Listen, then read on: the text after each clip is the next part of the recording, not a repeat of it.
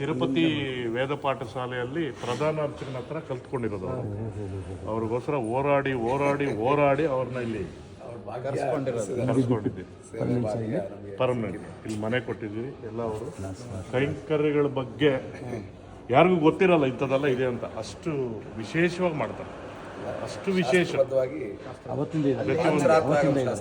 ಅವತ್ತು ನಾವು ಇಲ್ಲಿನ ಬ್ಯಾಚ್ ಅವತ್ತಿದ್ದಾರೆ ಇವರು ಪ್ರಧಾನ ಅರ್ಚಕರು ಬಂದಿದ್ರಲ್ಲ ತಿರುಪತಿ ಇದ್ನಲ್ಲ ಸರ್, ಇನಾಗ್ರೇಷನ್ ಇದ್ನಲ್ಲ, ಅದ್ಭುತವಾಗಿತ್ತು. ಇದು ವೈಕುಂಠ ದ್ವಾರ ನೀವು ನೋಡಿದ್ರೆ 7 ಬಾಗಿಲು. ಕಾಮ, ಕ್ರೋಧ, ಲೋಭ, ಮೋಹ, ಮದ, ಮಾತ್ಸರ್ಯ ಅನ್ನೋ 6 ಹರಿಷಡ್ ವರ್ಗಗಳನ್ನು ಜಯಿಸಿದರೆ ಮಾತ್ರ ನಿಮಗೆ ಮೋಕ್ಷ ಸಿಗುತ್ತೆ ಅಂತ ನಮ್ಮ ಪುರಾಣಗಳು ಹೇಳುತ್ತೆ. ಇದು 7ನೇ ಬಾಗಿಲು ಮೋಕ್ಷದ್ವಾರ.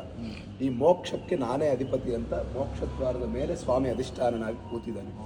ನೀವು ಮೋಕ್ಷ ಪಡೆಯಬೇಕು ಅಂದರೆ ಈ ಹರಿಷಡ್ ವರ್ಗಗಳನ್ನು ಜಯಿಸಿ ಬಂದಾಗ ನನ್ನನ್ನು ಮೋಕ್ಷವನ್ನು ಪಡೀತೀರಾ ಅಂತ ಈ ಒಂದು ಸಿಂಬಾಲಿಕ್ ಆಗಿ ನಾವು ಸಪ್ತದ್ವಾರಗಳನ್ನು ಶಾಸ್ತ್ರಬದ್ಧವಾಗಿ ಮಾಡಿದ್ದೀವಿ. ನಮಗೆಲ್ಲ ಪರಿಚಯ ಇರುತ್ತೆ. ಮಧುಕೈಟವರಿಗೆ ಮೋಕ್ಷವನ್ನು ನೀಡಿದಂತಹ ದಿವಸವನ್ನು ಪುರಸ್ಕರಿಸಿಕೊಂಡು ನಿನ್ನೆ ವೈಕುಂಠ ಏಕಾದಶಿ ನಡೀತು. ಆ ವೈಕುಂಠ ಏಕಾದಶಿ ದಿವಸ ಪ್ರತಿ ಮನುಷ್ಯನಿಗೂ ಕೂಡ ಒಂದು ವರ ಏನಂದರೆ, ಮಧುಕೈಟವರು ಕೇಳಿರುವಂಥದ್ದು, ಸ್ವಾಮಿ ನಮಗೆ ಯಾವ ರೀತಿ ನಾವು ರಾಕ್ಷಸ ಸ್ವಭಾವದಲ್ಲಿದ್ದರೂ ಕೂಡ ನಮಗೆ ಯಾವ ರೀತಿ ವೈಕುಂಠ ಪ್ರಾಪ್ತಿ ಮಾಡಿಕೊಟ್ಟಿದ್ದೀಯೋ ಅದೇ ರೀತಿ ಭೂಲೋಕದಲ್ಲಿ ಗೊತ್ತಿದ್ದಾಗಲಿ ಗೊತ್ತಿಲ್ಲದೆ ಆಗಲಿ ಯಾರಾದರೂ ಪಾಪಗಳು ಮಾಡಿರ್ತಾರೆ, ಆ ಪಾಪ ಪರಿಹಾರಕ್ಕಾಗಿ ಈ ದಿವಸವನ್ನು ಪುರಸ್ಕರಿಸಿಕೊಂಡು ಯಾರು ಉತ್ತರ ದ್ವಾರದಿಂದ ಬಂದು ನಿನ್ನನ್ನು ದರ್ಶನ ಮಾಡ್ತಾರೋ ಅವರಿಗೆ ಪಾಪ ಪರಿಹಾರ ಆಗುವಂತೆ ಅನುಗ್ರಹಿಸಬೇಕು ಅಂತ ಮಧುಕೈಟವರು ಸ್ವಾಮಿಯನ್ನು ವರ ಕೇಳ್ತಾರೆ. ಆ ವರವನ್ನು ಕೊಟ್ಟಂತಹ ಕಾರಣದಿಂದ ಆ ದಿವಸವನ್ನು ಪುರಸ್ಕರಿಸಿಕೊಂಡು ಪ್ರತಿ ವರ್ಷ ನಾವು ಆ ಒಂದು ಮುಕ್ಕೋಟಿ ಏಕಾದಶಿಯನ್ನು ನಡೆಸ್ಕೊಳ್ತೀವಿ. ಮಧುಕೈಟ ಒಂದು ವರವಾಗಿ. ಹಾಗಾಗಿ ಅಂತಹ ವಿಶೇಷವಾದ ವೈಕುಂಠ ಏಕಾದಶಿ ಸಂದರ್ಭ ನಿನ್ನೆ ನಡೆದಿದೆ. ಇವತ್ತು ತಾವೆಲ್ಲ ದರ್ಶನಕ್ಕೆ ಬಂದಿದ್ದೀರಾ. ಅದೇ ರೀತಿ ನಾಳೆ ಜನವರಿ 1 ಇರೋದ್ರಿಂದ, ಆಂಗ್ಲ ನಾಮ ನೂತನ ಸಂವತ್ಸರ ಇರೋದ್ರಿಂದ ಅವ್ರಿಗೆಲ್ಲರಿಗೂ ಕೂಡ ಈ ಭಾಗ್ಯ ಸಿಗಲಿ. ಶಾಸ್ತ್ರದಲ್ಲಿ ಏನು ಹೇಳ್ತಾರೆ ಅಂದರೆ, ಒಂದು ವ್ಯಕ್ತಿ ದಿನನಿತ್ಯ ತುಳಸಿ ಅರ್ಚನೆ ಭಗವಂತನಿಗೆ ಮಾಡಿದ್ರೆ ಏನು ಪುಣ್ಯ ಫಲಿತ ಬರುತ್ತೆ, ವೈಕುಂಠ ಏಕಾದಶಿ ದಿವಸ ಒಂದು ದಳ ತುಳಸಿ ದಳವನ್ನು ಅರ್ಪಣೆ ಮಾಡಿದ್ರೆ ಅಷ್ಟು ಜೀವನ ಕಾಲ ಪೂಜೆ ಮಾಡಿದ ಫಲಿತ ಸಿಗುತ್ತೆ. ಅವನ ಎಲ್ಲ ಕರ್ಮಗಳು ಕೂಡ, ಈಗ ನಮಗೆ ಶ್ರೀಕೃಷ್ಣ ತುಲಾಭಾರದಲ್ಲಿ ಈ ಕಡೆ ಅಷ್ಟು ಆಭರಣಗಳು ತನ್ನ ಸಂಪದ ಎಲ್ಲ ಇಟ್ಟರೂ ಕೂಡ ಶ್ರೀಕೃಷ್ಣ ತೂಗೋದಿಲ್ಲ. ಒಂದು ತುಳಸಿ ದಳ ಭಕ್ತಿಪೂರ್ವಕವಾಗಿ ಇಟ್ಟ ತಕ್ಷಣ ತಾನು ತೂಗುತ್ತಾನೆ.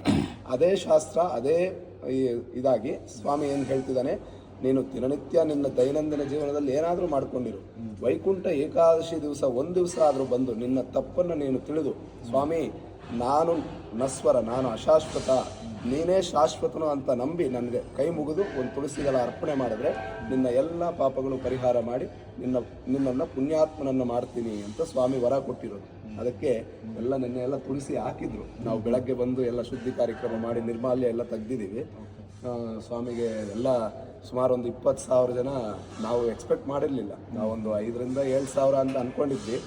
ಒಂದು 20,000 ಮೇಲೆ ಜನ. ಅಂದರೆ ನಮ್ಮ ಸಾರವರು ತಿರುಪತಿ ಥರನೇ ಲಾಡು ಮಾಡಿಸಿದ್ರು. ಇವಾಗ ಬೆಳಗ್ಗೆ ಬಂದಿದ್ರು, ನಮಗೆ ತಿರುಪತಿ ಲಾಡು ಬೇಕು ಅಂತ. ತಿರುಪತಿದಲ್ಲ, ಇಲ್ಲೇ ಮಾಡಿಸಿದ್ದು ನಾವು. ಅದು ತಿರುಪತಿ ಟೇಸ್ಟ್ ಬಂದಿದೆ ಅಂತ ಸಾರವರು ಪಾಪ ಅವ್ರಿಗೆ ಹೇಳಿ ಕಳಿಸಿದ್ರು ಎಲ್ಲ. ಅಂದರೆ ಸ್ವಾಮಿ ಇಲ್ಲಿ ನೆಲೆಯಾಗಿದ್ದಾರೆ ಅನ್ನೋದಕ್ಕೆ ನಿರೂಪಣೆ ಹೆಂಗೆ ಅಂದರೆ, ಆ ಭಕ್ತಾದಿಗಳು ಬರುವಂಥ ಸಂದೋಹ ಆಗ್ಬೋದು, ಅವ್ರ ಕಣ್ಣಲ್ಲಿ ನೋಡೋ ಇದು ಸಂತೃಪ್ತಿ ಆಗ್ಬೋದು. ಆಮೇಲೆ ಪ್ರತಿಷ್ಠೆ ದಿವಸ ನಿಮ್ಗೆಲ್ಲರಿಗೂ ಪರಿಚಯ ಇರುತ್ತೆ, ನಮ್ಮ ತಿರುಮಲ ಭೂಲೋಕ ವೈಕುಂಠ, ತಿರುಮಲದಿಂದಲೇ ದರ್ಶನಕ್ಕೆ ಅದು ಲಾಡು ಎಲ್ಲ ಬಂದು 8,000 ಲಾಡು ಬಂದಿದೆ. ಅದು ಮಹತ್ತರ ಕಾರ್ಯ. ಅಂದರೆ ಅಲ್ಲಿಗೆ ಏನಂದರೆ, ಭೂಲೋಕ ವೈಕುಂಠಾಧಿಪತಿ ಆದಂಥ ಶ್ರೀನಿವಾಸನು ಕೂಡ ಅಲ್ಲಿ ನಾನು ಬರ್ತಾ ಇದ್ದೀನಿ, ಅಲ್ಲಿರೋದು ನಾನೇ, ನನ್ನ ಪ್ರಸಾದ ಕಳಿಸ್ತಾ ಇದ್ದೀನಿ ಅಂತ ಅಲ್ಲಿಂದ 8,000 ಲಾಡು ಇಲ್ಲಿಗೆ ಕಳಿಸಿದ್ದಾರೆ. ಎಲ್ಲಿಗೂ ಹೋಗಲ್ಲ ಸರ್, ಅದು ಅನಿತರ ಸಾಧ್ಯ. 8,000 ದೊಡ್ಡ ಮಟ್ಟದಲ್ಲಿ ಲಾಡು ಬಂದು ಭಕ್ತಾದಿಗಳಿಗೆ ಅನುಗ್ರಹ ಆಗಿರೋದು ಬಾಬು ಸಾರ್ ಅವ್ರಿಗೆ ಮಾತ್ರ ಆ ಒಂದು ಖ್ಯಾತಿ ನಿಂತುವಂಥದ್ದು. ಇನ್ನೊಂದು ವೆಂಕಟೇಶ್ವರನ್ನೇ ಅದರಲ್ಲಿ ನಿಮ್ಗೆ ಹೇಳಿಲ್ಲ ವಾಸು ಸರ್, ವಿಷಯ ಬಂತು. ಈಗ ವಿಷಯ ಹೇಳ್ತೀನಿ. ಹಾಂ ಸರ್. ಪರ್ತಕರ್ತರು ಎಲ್ಲರ ಹತ್ರ ದುಡ್ಡಿಸ್ಕೊಳ್ತಾರೆ. ಹಾಂ ಸರ್. ಇದು ನನಗೆ ಇವರೆಲ್ಲ ಸೇರಿ ಕಟ್ಟಿರೋ ತಾಳಿ. ಹೌದಾ ಸರ್? ಇದೊಂದು ಸತ್ಯವಾದ ಮಾತು. ಹಾಂ ಸರ್. ನಾನು ಇಲ್ಲಿ ಸಿನಿಮಾ ಮಾಡ್ತಾ ಮಾಡ್ತಾ ನನಗೆ ತುಂಬ ಸ್ನೇಹಿತರಾದ್ರು ಇವರೆಲ್ಲ. ಹಾಂ ಸರ್. ಸೊ ಅದಾದಮೇಲೆ ನಾನೊಂದು ಸಾರಿ ತೆಲುಗು ಸಿನಿಮಾ ಕಾರ್ಯಕ್ರಮಕ್ಕೆ ಇವ್ರನ್ನೆಲ್ಲ ಮತ್ತೆ ಫ್ಲೈಟಲ್ಲಿ ಕರ್ಕೊಂಡೋಗಿದ್ದೆ. ಅದೇ ಸರ್. ಅಲ್ಲಿ ಬಂದು ನಮ್ಮನ್ನು ಬಿಟ್ಟು ನೀವು ಈ ತೆಲುಗಿಗೆ ಬರಬಾರ್ದು ಅಂದ್ಬಿಟ್ಟು ಈ ತಾಳಿ ಕಟ್ಟೋದು. ನಾನು ಇದನ್ನು ಎದೆ ಮೇಲೆ ಹಾಕ್ಕೊಂಡು ಒಂದೇ ಹೇಳಿದೆ, ಈ ಎದೆಯಲ್ಲಿ ಉಸಿರಿರೋವರೆಗೂ ನಾನು ಎದೆ ಮೇಲೆ ಇರುತ್ತೆ ಅಂತ ನಾನು ಅವತ್ತು ಹೇಳಿದ್ದೆ. ಎಲ್ಲ ಶ್ರೀನಿವಾಸ ಒಳ್ಳೇದಾಗಿದೆ. ಅದೇ ಅದು ಇವಾಗಲ್ಲ, ತುಂಬ ವರ್ಷದ ಹಿಂದೆ, ಅದು ನಿನ್ನೆ ಮೊನ್ನೆದಲ್ಲ ಇದು. 2005 or 6 ಹಾಂ, 20 years ಆಯ್ತು. ನನಗೆ ಗೊತ್ತಿರೋಂಗೆ ಇಡೀ ಸಿನಿಮಾ ಪತ್ರಿಕೋದ್ಯಮದಲ್ಲಿ ಅಥವಾ ಸಿನಿಮಾ ಇಂಡಸ್ಟ್ರಿನಲ್ಲಿ ಸಿನಿಮಾ ಪತ್ರಕರ್ತರು ಗಿಫ್ಟ್ ಕೊಟ್ಟಿರೋದು ನಾನು ನೋಡೋದು ಇದೇ ಸಾಮೂಹಿಕವಾಗಿ. ರಾಜ್ಕುಮಾರ್ ಬ್ಯಾನರ್ಗೂ ಕೊಟ್ಟಿಲ್ಲ. ಏನೋ ಮದುವೆ ಸೀನಿಯರ್ಸ್ ಇದ್ರು ಸ್ವಾಮಿ ಅವರು. ಈಗ ಆ ಸೀನಿಯರ್ಸ್ ಬ್ಯಾಚ್ ಅಲ್ಲಿ ಇವರಿಬ್ಬರೇ ಇರೋದು. ಎಲ್ಲ ಆಮೇಲೆ ಬಂದವರು ಎಲ್ಲ ಸ್ವಲ್ಪ ಇವ್ರು ಬಿಡಿ. ಇವ್ರು ಎಷ್ಟು ಸಿನಿಮಾ PR ಮಾಡಿದಾರೆ ಅಂತ ಕೇಳ್ಬಿಡಿ ಅವ್ರನ್ನ. ಏನು ಸರ್, ಎಷ್ಟಾಗ್ಬೋದು ಸರ್? 3,000 ಚಿಲ್ಲರೆ ಆಗಿದೆ. 3,000. ಇವ್ರು ಚಿಕ್ಕಪ್ಪ ಇದ್ರು, ಸುಧೀಂದ್ರ ಅಂತ. Right sir. ಇವ್ರು 3 ವರ್ಷ ಎಲ್ಲ ಚೆನ್ನಾಗಿರ್ಲಿ ಸರ್. ಸುಧೀಂದ್ರ ಅಂತ ಇವ್ರು ಚಿಕ್ಕಪ್ಪ ಹೆಣ್ಣು, ಅವರು ಕಾಲ ಆದ್ರು. ಅವಾಗಿಂದನು ಅವ್ರ ಜೊತೆ ಇದ್ದಾಗಿಂದು ನಮ್ಮ ಮೊದಲನೇ ಸಿನಿಮಾಗೆ ಇವರೇ PR. ಅವರ ಚಿಕ್ಕಪ್ಪನ ಇದ್ರು. ಹೌದು ಸರ್. ನಾವೊಂದು ಸಾರಿ ನಮ್ಗೆ ಇಷ್ಟ ಆದ್ರೆ ನಾವು ಯಾರನ್ನೂ ದೂರ ಮಾಡ್ಕೊಳ್ಳೋದು. ಏನ್ ಮನು? ಅದನ್ನ ಸಾರು ಎಷ್ಟೋ ಸರಿ ಹೇಳ್ಬಿಟ್ಟಿದ್ದಾರೆ. ಸಾರ್ ಏನಂತ ಹೇಳಿದಾರೆ ಅಂದ್ರೆ, ನಿಮ್ಮ ಬಗ್ಗೆ ಅಲ್ಲ, ಯಾರೇ ನನ್ನ ಹತ್ರಕ್ಕೆ ಬಂದು ಹೇಳಿದ್ರು ಕೂಡ ನಾನು ಕೇಳಲ್ಲ. ನನ್ನ ಹತ್ರ ಚೆನ್ನಾಗಿದ್ದೀರಾ, ಮುಗ್ದೋಯ್ತು. ನೀವು ಬೇರೆಯವ್ರು ಹೆಂಗಿದ್ರೆ ನನಗೆ ಬೇಕಾಗಿಲ್ಲ, ನನ್ನ ಹತ್ರ ಚೆನ್ನಾಗಿದ್ರೆ ಸಾಕು. ಇದು ಇಷ್ಟು ದೊಡ್ಡ ಮನಸ್ಸು ಬಾಬು ಸರ್ಗಿದೆ ಅಷ್ಟೇ. ಅಯ್ಯೋ ಸರ್, ನಿನ್ನೆ ನಾನು ಹೇಳಿದ್ನಲ್ಲ 20,000 ಜನ ಅಂತ, ಅದರಲ್ಲಿ ಸುಮಾರು ಒಂದು 100-200 ಜನ ಹತ್ತತ್ರ ಎಲ್ಲ ಮಹಾಪುಣ್ಯವಂತರು. ಅವರು ಆಯುರಾರೋಗ್ಯವಾಗಿರ್ಲಿ ಅಂತ ಅವ್ರನ್ನ ಆಶೀರ್ವಾದ ಮಾಡಿ ಹೋದವರೆ. ಮಿಕ್ಕಿದವರೆಲ್ಲ ಅವಕಾಶ ಇಲ್ಲ, ಹಂಗೆ ಹೋಗಿದ್ದಾರೆ. ಹೌದು, ಅವ್ರಿಗೂ ಗೊತ್ತಿದ್ರೆ ಅವರು ತುಳಸಿ ತಗೊಬನ್ನಿ. ಹೌದು ಹೌದು. ಹಂಗೆ ಅಂದ್ರೆ ಇನ್ನೂ ತುಂಬಾ ಜನಕ್ಕೆ ಗೊತ್ತಿಲ್ಲ ಈ ದೇವಸ್ಥಾನ ಸಂಸ್ಥಾಪಕರು. ಅಯೋಧ್ಯೆ ಶ್ರೀರಾಮರನ್ನ ಮಾಡಿದವ್ರು ಶಿಷ್ಯಂದ್ರ ಕೈಲಿ ಮಾಡಿದ 2 ವರ್ಷ ತಗೊಂಡ್ರು. ಅವತ್ತು ಇದೆಲ್ಲ ಏನೂ ಇಲ್ಲ ಸರ್. ಹೌದು, ಇಲ್ಲ, ಡಿಲೇ ಆಗೋಯ್ತು ಅನ್ನೋ ಚಿಂತೆ ನನಗಿತ್ತು. ನಾನು ಇದಕ್ಕೆ ಮುಂದೆ 4 ಟೆಂಪಲ್ ಮಾಡಿದ್ದೀನಿ, ಇದು 5ನೇದು. ನಾನು ಯಾರಿಗೂ ಹೇಳ್ಕೊಳ್ಳಲ್ಲ ಏನಾಯಿತು, ಇದು ಯಾಕೆ ಡಿಲೇ ಆಗುತ್ತೆ ಅನ್ನೋದು ನನಗೆ ಗೊತ್ತಿಲ್ಲ. ಎಲ್ಲೋ ನಮ್ಮ ಮನೇಲಿ ನಮ್ಮ ಮಿಸ್ಸಸ್ ಅಂತೂ ಡೈಲಿ ಅವ್ರನ್ನ ಕರ್ಕೊಂಬಂದಲ್ಲಿ ಕೂರಿಸ್ಬಿಡೋಂತೇ ಪೂಜೆ ನಮ್ಮದು ದೊಡ್ಡದಾಗಿರ್ತದೆ ಪೂಜಾ ಮಂದಿರ, ಅಲ್ಲಿ ಕೂತ್ಕೊಂಡು ದಿನ ಬೇಡ್ಕೊಳ್ಳೋಳು. ಅದಕ್ಕೆ ಏನಕ್ಕೋ ನನಗೂ ಗೊತ್ತಿಲ್ಲ, ದುಡ್ಡು ಇಲ್ದಿರೋಣ ನಾನು ಯಾರನ್ನ ಕೇಳಿದ್ರೆ ದುಡ್ಡು ಕೊಡಲ್ಲ ಹೇಳಿ. ಸೊ ಅದೆಲ್ಲ ಕಾರ್ಯಕ್ರಮ ಯಾಕೆ ಡಿಲೇ ಆಗುತ್ತೆ ಅನ್ನೋದು ನನಗೆ ಅರ್ಥ ಆಗಿಲ್ಲ. ಸೊ ಆ ದಿವಸ ಬಂದೇ ಬಂತು. ನಾವು ವಿಗ್ರಹಗಳು ತೊಗೊಂಬಂದ್ರಿ. ಜುಲೈ 22-24 ತಂದ್ರಿ. ಸೊ ಅದು ಎಷ್ಟಂದ್ರೆ 3 ಟನ್ನು ಸರ್. ಬಾಲಾಜಿ ದೇವರು 3 ಟನ್ನು ಒಂದೇ ಶಿಲೆದಲ್ಲಿ ಸೇಮ್ ಕ್ವಾರಿಯಲ್ಲಿ ತರಿಸಿದೆ. ಅಯೋಧ್ಯ ರಾಮನ್ನ ಎಲ್ಲಿ ತರಿಸಿದಾರೋ ಅಲ್ಲಿ ಅದೇ ಕ್ವಾರಿಯಿಂದ ತೊಗೊಂಬಂದಿದ್ದು ನಾನು. ಸೊ ತಂದರು ಅದ್ಭುತವಾಗ ಅದು ಒಂದು ಶಾಸ್ತ್ರೋಕ್ತವಾಗಿ ಮಾಡಿದ್ದಾರೆ. ಅದೇ ಥರ ಅಮ್ಮನವರು ಗಣಪತಿನೂ ಕೂಡ ತುಂಬ ಚೆನ್ನಾಗಿ ಮಾಡಿದ್ರು. ಇಲ್ಲಿ ಅದೆಲ್ಲ ರೆಡಿ ಆದಮೇಲೆ ನಾನು ಎಲ್ಲರನ್ನೂ ಕರೆಸಿ, ಎಲ್ಲರೂ ಪರಿಚಯ ಇರೋರೆ ನನಗೆ. ಈ ತಾಲೂಕಲ್ಲಿ 25 ವರ್ಷದಿಂದ ನಾನು ವ್ಯವಹಾರ ಮಾಡ್ತಾಯಿದ್ದೀನಿ. ಎಲ್ಲರಿಗೂ ಭಯನ ಹೆಂಗೆ ದೇವ್ರನ್ನ ಒಳಗೆ ತರೋದು, ಹೆಂಗೆ ಒಳಗೆ ತಗೊಂಡೋಗೋದು ಅಂತ ಯಾರಿಗೂ ಅರ್ಥ ಆಗ್ತಾಯಿಲ್ಲ. ನಾನು ಕೂಡ ಅರ್ಥ ಆಗ್ತಾ ಇದ್ರು ಕೂಡ ಗಂಭೀರ ಆಗುತ್ತೆ ದೇವರಿದಾನೆ ನಮ್ಮ ಜೊತೆ ಅಂತ. ಸರ್ ಇಲ್ಲಿ ಈ ಗೋಡೆ ಇದು ಆ ಕಡೆಗೆ ನೋಡಿದ್ರೆ ನೀವು 15 ಅಡಿಗೆ ಮೇಲೆ ಇರುತ್ತೆ. ಕ್ರೇನ್ ಇಟ್ಕೊಂಡ್ರೆ ಎಲೆಕ್ಟ್ರಿಕಲ್ ಲೈನ್ ಇದೆ. ಎಲ್ಲ ದೇವರುಗಳು ಬಂತು, ಬೇರೆ ದೇವರುಗಳೆಲ್ಲ ತರಿಸ್ಬಿಟ್ರಿ. ಬಾಲಾಜಿನ ಮೇಲೆ ತೆಗಿತಾ ಇದ್ದೀರಿ. ಎಲ್ಲರೂ ಇಲ್ಲೆಲ್ಲ ಲೇಡೀಸ್ ನಿಂತಿದ್ದಾರೆ. ಹಂಗೆ ಮಳೆ ಸ್ಟಾರ್ಟ್ ಆಯಿತು. ಅದಕ್ಕೆ ವಿಡಿಯೋ ಇದೆ, ತೋರಿಸ್ತೀವಿ. ನಾವು ಆ ಕಡೆ ಹಿಂಗೆ ಬಾಲಾಜಿನ ತಿರುಗಿಸಿ ನಾವು ಆ್ಯಕ್ಚುಲಿ ಅದು ಪ್ರತಿಷ್ಠಾಪನೆ ಆಗೋರ್ಗೆ ತೋರಿಸ್ಬೋದು ಅಂತ ಪಂಚೆ ಸುಟ್ಟಿದ್ರು. ಸೊ ಮೇಲೆ ಹೋಯ್ತು ದೇವರು. ಇವರೆಲ್ಲ ನಿಂತಿದ್ದಾರೆ ಲೇಡೀಸ್. ಯಾರೂ ನನಗೆ ಲೇಡೀಸ್ ಪರಿಚಯ ಇಲ್ಲ ಅವತ್ತಿಗೆ. ಇಲ್ಲಿ ನಿಂತಿದ್ದಾರೆ. ನಾವೆಲ್ಲ ಇಲ್ಲಿ ತೊಟ್ಟಿಗಳು ಕಟ್ಟಿದ್ದೀರಿ ಜಲಾವಧೇಶ ಮಾಡೋಕ್ಕೆ. ಹಂಗೇ ಬಂತು ಸರ್. ಹತ್ರ ಬಂದು ಹಿಂಗೆ ತಿರುಗಿತು ಸರ್. ದೇವರು ಪಂಚೆ ತಾನ ಕೆಳಗೆ ಬಿದ್ದಿತ್ತು. ಎಲ್ಲರೂ ಹತ್ತಿರೋದೆ ಸರ್. ಲಿಟ್ರಲಲ್ಲಿ ನಾನು ಅಳ್ತಾ ಇದ್ದೀನಿ. ನನಗೆಲ್ಲೋ ಒಂದು ಭಯ. ಇಲ್ಲಿ ಟೇಪ್ ಹಾಕಿದ್ದಾರೆ ಎತ್ತಕ್ಕ. ಏನು ಭಿನ್ನ ಆಗುತ್ತೋ ಅಂತ ನಿಜವಾಗ್ಲೂ ಹೇಳ್ತೀನಿ. ನನಗೆ ಎಲ್ಲಿ ಬೀಟ್ ಎಷ್ಟು ಸ್ಪೀಡಾಗಿ ಹೋಗಿತ್ತಂದರೆ ಅದು ವಿಡಿಯೋ ತೋರಿಸ್ತೀನಿ ನಿಮಗೆ. ಅದೊಂದು ಅದ್ಭುತವಾದ ಎಕ್ಸ್ಪೀರಿಯನ್ಸ್ ನನಗಲ್ಲ, ಇಲ್ಲಿ ಇರುವಂಥ ವಾಸ. ಅಲ್ಲಿ ನಾರ್ಮಲ್ ಆಗಿ ಮೂವೀಸಲ್ಲಿ ನೀವು ನೋಡಿರ್ತೀರಲ್ಲ, ರೋಪ್ ಎಲ್ಲ ಎಡಿಟ್ ಮಾಡ್ತಾರೆ. ಆ ಥರ ನಮ್ಮ ಕಣ್ಣಿಗೆ ಕಾಣಿದ್ದು ಆ ಕ್ರೈನು, ಆ ಹಗ್ಗ ಅವೆಲ್ಲ ಮರ್ತೋಯ್ತು. ಸ್ವಾಮಿ ಆಕಾಶದಿಂದ ಹಂಗೆ ಕೆಳಗಿಳಿತಾ ಇದ್ದಾರೆ. ಯಾಕಂದರೆ ಹೂಮಳೆ, ದೊಡ್ಡ ಮಳೆ ಬಂದರೆ ಯಾರಾದರೂ ಓಡೋಗ್ತಾರೆ. ಹೂಮಳೆ ಅಂದರೆ ಆಶೀರ್ವಾದ ಮಳೆ. ಅಷ್ಟು ನಮಗೆಲ್ಲ ಮೈ ರೋಮಾಂಚನ ಆಗೋಯ್ತು. ದೇವ್ರನ್ನ ನಿಲ್ಲಿಸಿದ್ರಿ ಸರ್. ಚಂದನದಲ್ಲಿ ಅಭಿಷೇಕಗಳು ಮಾಡ್ತಾ ಇದ್ದಾರೆ ಎಲ್ಲ ಅವ್ರ ಕಾರ್ಯಕ್ರಮಗಳು. ನಮ್ಮ ಟೀಮ್ ಇನ್ನೊಂದಿದೆ, ಅದು ನಮ್ಮ ಪೂಜೆಗಳಿಗೆಲ್ಲ ಬರ್ತಾ ಇತ್ತು. ಅವಾಗ ಇವರು ಸ್ಟಾರ್ಟಿಂಗ್ ಬಂದಿದ್ದು ಅವ್ರ ಕೈಯಲ್ಲಿ ಮಾಡಿಸ್ತಾ ಇದ್ರು ಎಲ್ಲಾನು. ಸೊ ಎಲ್ಲ ನಡೀತಾ ಇದ್ರೆ ಜೋರು ಮಳೆ ನಾನು ಇನ್ನೂ ಒಂದು ಕಡೆ ಕೂತ್ಕೊಂಡು ದೇವ್ರನ್ನ ಬೇಡ್ಕೊಂಡೆ. ಇದು ನಿಜವಾಗ ನಡೆದಿರುವಂಥ ಎಕ್ಸ್ಪೀರಿಯನ್ಸ್ ನನ್ನ ಜೀವನದಲ್ಲಿ. ಇಷ್ಟೊಂದು ಭಕ್ತಾದಿಗಳಿದ್ದಾರೆ, ಡಿಸ್ಟರ್ಬ್ ಆಗುತ್ತೆ ಬೇಡ ಅಂತ. ಸಡನ್ನಾಗಿ ನಿಂತೋಯ್ತು ಸರ್ ಮಳೆ ನಿಂತೋಯ್ತು, ಯಾರೂ ನಂದಿಲ್ಲ. ಆವತ್ತು ನಾನು ದೃಢವಾಗಿ ಅಂದ್ಕೊಂಡೆ ಇದ್ರಿಗೆ ಏನೋ ಒಂದು ಪರಿಹಾರ ಮಾಡಬೇಕಂತ. ಸರ್ ನಮಗೆ ಜುಲೈ ಎಂಡಲ್ಲಿ ದೇವ್ರು ಬಂತು, ಆಗಸ್ಟ್ 20ಗೆ ಡೇಟ್ ಕೊಟ್ಬಿಟ್ರು. ಆ ಡೇಟ್ ಕೂಡ ಏನಂತಾರೆ, ನಮ್ಮ ಹತ್ರ ಒಂದು ನಿಮಗೆ ಗೊತ್ತಿದೆ, ನಾನು 3 ತಿಂಗಳು ಇಡೋಕ್ಕಲ್ಲ, ಒಂದು ದೊಡ್ಡ ಇವರಿದ್ದಾರೆ ಅವರು, ಮಣಿಶರ್ಮ ಅಂದ್ಬಿಟ್ಟು ಅಸ್ಟ್ರಾಲಜಿ ರಿಸರ್ಚ್ ಮಾಡ್ತಾರೆ. ಇವನು ನಮ್ಮ ಸಂಜಯ್ ಮದುವೆ ಇರ್ಬೋದು, ಏನೇ ಕಾರ್ಯಕ್ರಮನ ಅವರು ಎಸ್ ಅಂದಿರ ನಾನು ಮಾಡಲ್ಲ.